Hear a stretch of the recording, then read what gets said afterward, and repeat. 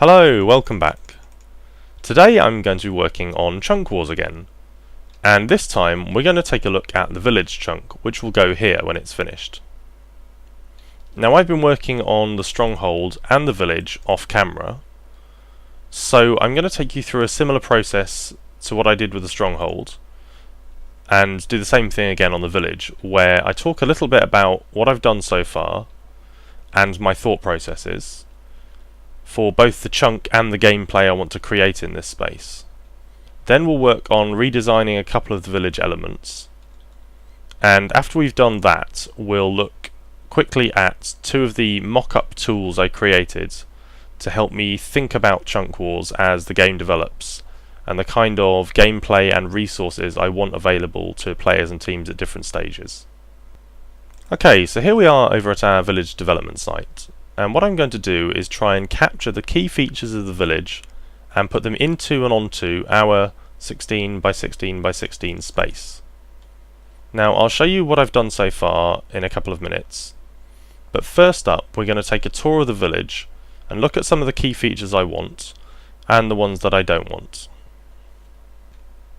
Right, so first up on our tour is the little farm here with rows of wheat, carrots and potatoes. We've got water in between them and then the oak logs around the outside, and a gravel path leading to and from the main structures in the village. And I like this feature. It's a good way to give players a little bit of food early on, to give them carrots which they can obviously use for food or potions, and it looks quite nice, so going to include that. I'm also going to include this little house, which I really like because it gives you two tiers to work on. You've got the basement here, you can walk in, you could grab some wood for tools and stuff, you could climb up the ladder, and you get a vantage point as well. So you could look out into the arena, maybe over here, and see what the other team is up to. And I could also put a resource chest on the top, maybe here or here, with something like leather or farmland inspired goods like some wheat or bread or pork or something like that. What I'm going to rule out are the large village houses, because we've now got one of those on the surface of the stronghold, so we don't need another one. And I'm also going to rule out this building, because I think it's just too tall for the space we're looking at. I don't know whether this is a church with this kind of cross here, or just simply a guard's tower with a couple of levels and a ladder all the way to the top.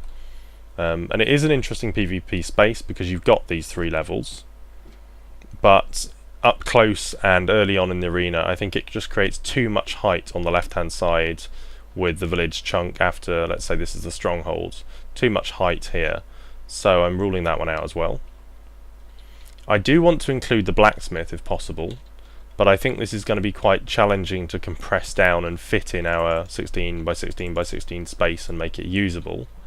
And I also need to think about the lava, because I don't want players and teams to have access to lava this early on in the game, so I've got to find a way of designing that out of the blacksmith if I use it. The other things I'm looking at are these little houses here. They're primarily literally just a resource for wood for teams early on if they want to make tools, or a place for later on in the game an attacking team to come in and hide. And if I do use them, I won't put in the sort of table thing we've got here because it doesn't really serve any purpose. But I feel like they don't really add as much to the game as this house or the blacksmith will, where you can get a bunch of wooden planks and stuff from anyway if you need it. And then the final feature I want to talk about are these torch poles. Now I'm going to leave the decision on whether to include these or to leave them out till I've actually playtested the game a lot more. So if I put torches on this village chunk, let's say this is a village chunk and that's the stronghold, if I put torches on the surface here, we're going to have less mobs spawning in this space. And I'm already going to make sure that there aren't any mobs in this chunk, the stronghold, for teams. But I do want them to face mobs as they move out to the village. So I need to think about and test and look at games and see how many mobs spawn and before I decide whether or not to put these torches on the surface there. And the other feature I haven't mentioned actually is the well, which I'm also going to rule out because I think it takes up too much space underground right now, and I've got an idea for a cave system in the basement of the chunk that I want to use. So those are the key features of the village. Let's now start talking about some of the things I've done so far. So the village chunk started out like this, basically, with a 16 by 16 by 16 block of glass. And I went in and started sculpting out the inside of what I wanted to eventually be a cave for players to explore. I wanted them to have an experience which felt like vanilla very early on, and people will recognise a cave and know the kinds of things they will come across in caves and what to do in caves. So how to handle water, what kind of tools they'll need to dig out coal and iron and gold and things like that. And I wanted the entrance to the cave to be on the left hand side here. So let's say the stronghold is over in this direction and the team has approached the village here. I don't want them to come under bowfire immediately the exit from the cave. So if the entrance is over here and they were exposed on the side here, the team coming in from this side could maybe shoot them as they come out of the entrance, and I don't think that's necessary early on in the game. So I've put it on this side. I'm going to create some cover for them around the side of the chunk as well. It's my intention to put in buildings here, and you can see some of what I've started over here already. And I want to also create natural routes for them to move around, so they would naturally turn right here to go to the next chunk, or go straight on between two buildings to go to the chunk over here. And finally, I want to think about the amount of space they've got around the side of the chunk. So ideally, I want a 2-block space between the edge of the chunk and the start of any building. So I want to think about that as well when I'm doing the surface.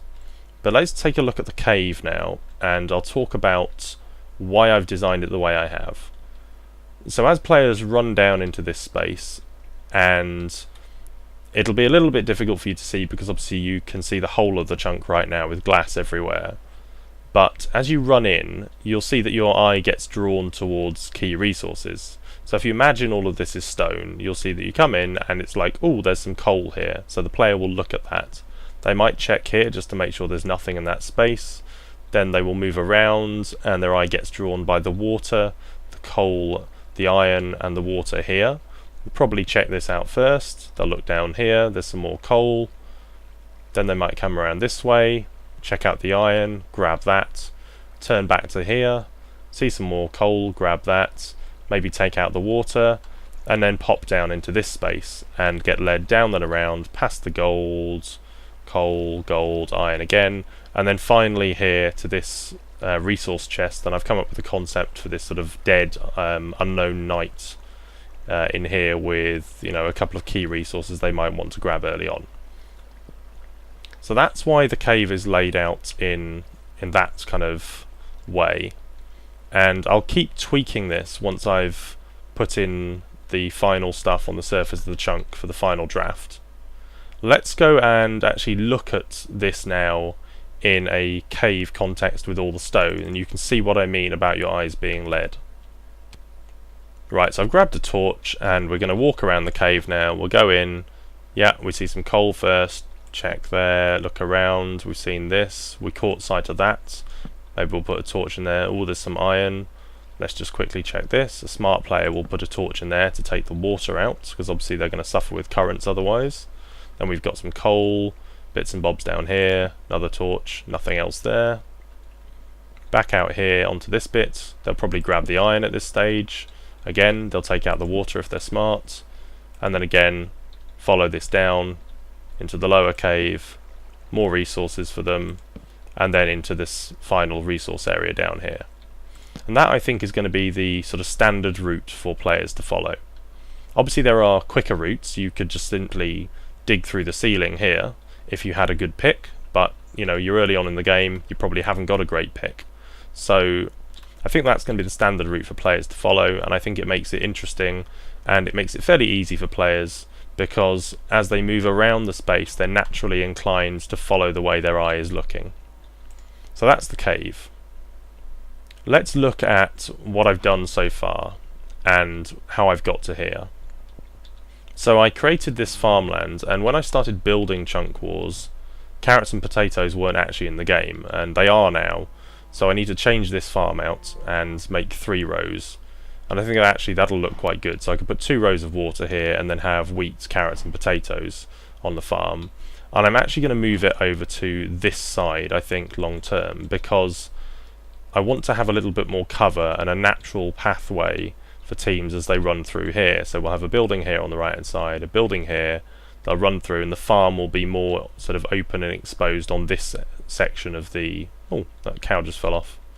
Yes, the farm will be a bit more exposed on this section of the chunk, so I'm going to move that to here. I'm also swapping out the farmhouse because, as I said last episode, we've now moved from inspired by vanilla to as close as vanilla, or as close to vanilla as possible in our designs. But I think it's interesting to quickly look at this as a design tip or feature.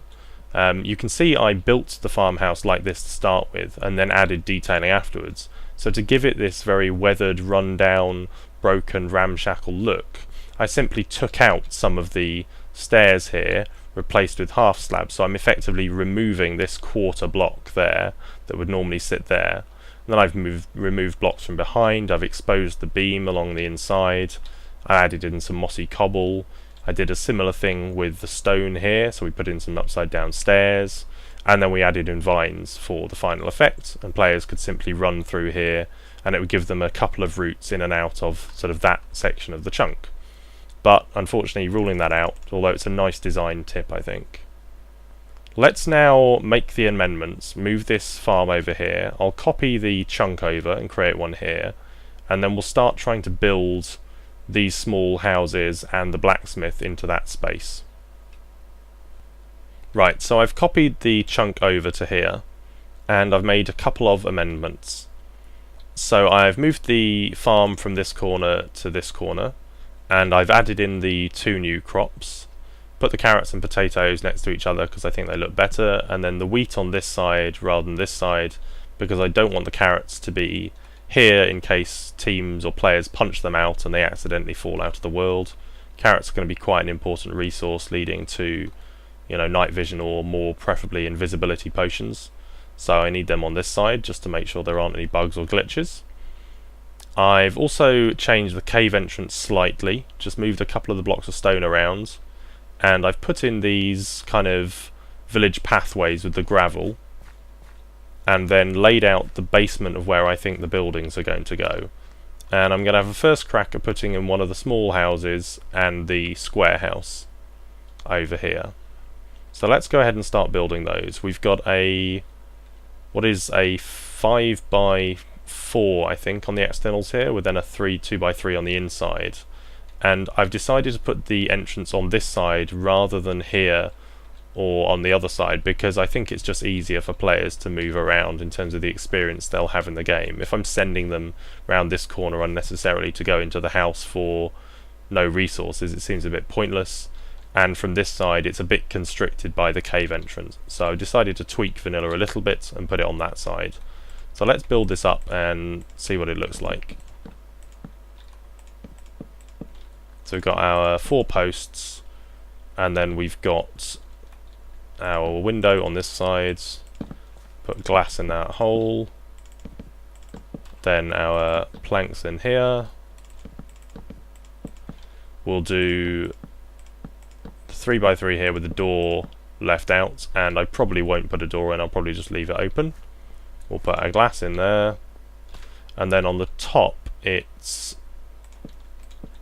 logs like this,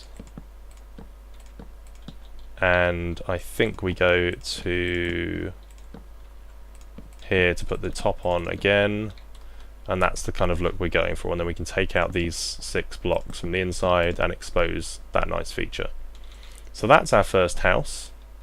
We might put in some grass on top of the dirt perhaps later. Now let's move on to the small house over here as well.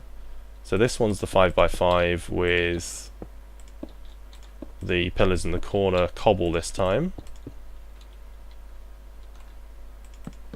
3x3 planks along here. Nice and easy on each side. We're going to put our windows in, and we're approaching this one from this direction as we come in here, so our doorway will go there. Let's have the ladder on this side, and then the top of this is done with oak woods, these logs, so let's put those around the rim here, and then it's the planks on the inside which will go there. Ladder up one more, and of course it would start raining. Then we've got fence posts around the outsides, and I think that's pretty much our look complete, and then we just simply need to decide where to put the resource chest, and actually let's do that now. So if we run into the house here, we've got the ladder, we'll climb up. Yeah, I think we're going to put the chest in this corner, so we've got a couple of options for players. So if they climb up the ladder and they're pretty smart, they'll climb up, they'll look in the chest, and they can grab the resources as they fall down the ladder. They've grabbed all the resources out, and they can just run out. If they're a little bit slower, then they might pop up, grab the resources out like this, then hop on the chest and jump out the top, and then back to the stronghold over there. So there are a couple of routes. I think probably the optimum will be to go up the ladder, look in the chest, and come back down, and that'll probably be the quickest route. Maybe players could even break through this block and access the chest from down here, but I think it's probably going to be quicker for them to go up the ladder. So that's our first draft.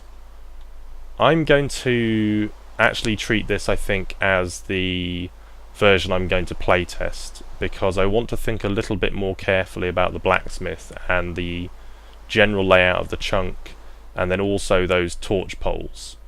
What I will do quickly is mock up a blacksmith version and put it over here, and then we'll playtest this one for a number of games and then start incorporating features from the blacksmith one. So I'll copy this and do that quickly and get rid of this awful weather, and then we'll come back. And we're back. So here is the development version of the village chunk as it is at the moment, and what I'm going to do is playtest this version as I mentioned, and then as I think or don't think that the village requires extra lighting, I can put in the torch poles or not. If I think teams don't have enough resources early on, or I want to speed things up a little bit for them, I could put the blacksmith in and offer them additional furnaces. I've also managed to fit in a resource chest in here, so we can put some resources in there to give players. So there are a couple of options here for me to combine different features of the surface into a single area and come up with a workable chunk. I might even be able to find a way of putting in the well above the cave entrance long term, but that might make the surface a little bit too cramped. You can see I've tweaked the gravel path a little bit. It used to run there, and the orientation of that chest as well. But overall, I'm really pleased with the look and feel of both of these two chunks in terms of the surface area we've got. If you walk around either of them, it feels like you're in a village, walking between buildings, looking at farmland, seeing the crops. You've got the torch poles, and I think whichever combination of the two I use will work really, really well. So I'm really pleased with how that's worked out, and I hope that players and teams will see the amount of detail and work that's gone into making that environment feel like a vanilla environment. But that's it for the village chunk for now. Let's head over to my development arena. We'll take the playtest version with us. I'll copy and paste that into the arena now, and then we'll look at those two tools I promised you at the start of the episode. Okay, so there is our village chunk, safely inside what will become our playtesting arena over here. Let's now look at those two tools quickly. And this is the first mock-up of the 4-team version of Chunk Wars I did before I changed my mind and moved to a 2-team version. But I think it's helpful to see as a visual planning tool, and you can see me carry some of the principles across to the new tool. So you've got your starting positions in the corner, red, yellow, green and blue, and you can see that each team was going to get a little bit of wood, a little bit of stone, a little bit of iron, a little bit of diamond in their home chunk. And if they wanted to go out into the arena and get lots of iron or lots of diamonds, they could do that, but they'd have to travel, and that would be a risk, but also a reward if they managed to get the resources home. And I've taken that principle, which has allowed me to think about the gameplay and almost playtest Chunk Wars in my head before I've even built the arena. So I now want teams who start on their stronghold chunk, represented by this column of blocks here, to have to leave that chunk to gather iron to go back to mine diamonds. And similarly, if I want them to get potions, I can force them to go to this chunk here or this chunk here to gather sand to make glass bottles, but also to go over here to gather nether warts and then the ingredients for a brewing stand. So it's been very helpful as a visual tool to look at and fly around and think about the kinds of tasks and situations I'm going to put players and teams in. And I'd suggest, if you're not already using this kind of tool as a map maker yourself, you have a sandbox environment in Minecraft, why not build your map in a miniature version? Okay, so that's it for today. I hope you've enjoyed this episode, watching me build the village chunk and share my thought processes about the gameplay I'm going to create, and also looking ahead to the other things I'm going to do with the rest of the arena. The next couple of episodes we're going to be looking at the desert temple and then the jungle temple, so I hope you'll stick with me for those ones as well. But for today and for now, it's goodbye, and thanks for watching. Bye bye!